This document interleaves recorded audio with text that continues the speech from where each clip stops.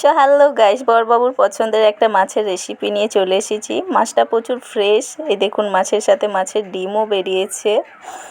তো এবার ওটাকে নুন হলুদ মাখিয়ে রেখে দেবো। এই দেখুন, কড়াইয়ে তেল দিয়েছি। তো একটা ছোট্ট টিপস, মাছ ভাজার আগে যদি মাছের মাথা থেকে থাকে, তো অনেক সময় কি হয় না, কড়াইতে মাছ ভাজার সময় লেগে যায়, চিটে যায়। তো দেখুন, ভেঙেও যাবে না, চিটেও যাবে না। এই দেখুন কি সুন্দর ভাজা হয়েছে। তো আগে যদি মাথাগুলো ভেজে নেন, তাহলে সব মাছগুলোই গোটা গোটাই থাকবে। এবার চলুন মশলা তৈরি করে নেওয়া যাক। তো এই দেখুন, মিক্সির মধ্যে 2 চামচ পরিমাণ পোস্ত, আর তোমার 2 চামচ পরিমাণ সাদা সর্ষে, আর অল্প পরিমাণ গোটা জিরে, আর তোমার হচ্ছে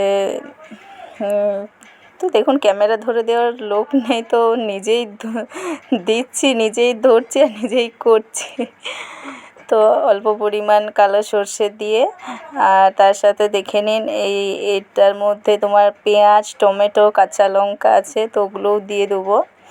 তো আরেকটা ছোট্ট টিপস, তো দেখুন, অনেক সময় সর্ষে তেতো লাগে, তো তার মধ্যে যদি একটু নুন দিয়ে পেস্টটা বানানো হয়, তো তেতো লাগে না।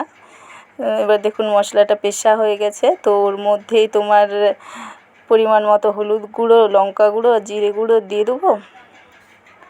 তো এবার দেখুন, কড়াইতে পরিমাণ মতো তেল দিয়ে তার মধ্যে কাঁচা লঙ্কা দিয়ে পেস্টটা দিয়ে দেবো। তো আরেকটা ছোট্ট টিপস, তো যখন সর্ষে দেবেন কড়াইয়ে, তো ওটা যেন না বেশি হয়। তো এবার দেখুন, ফুটে গেছে। এবার মাছের ডিমগুলো দিয়ে দেবো।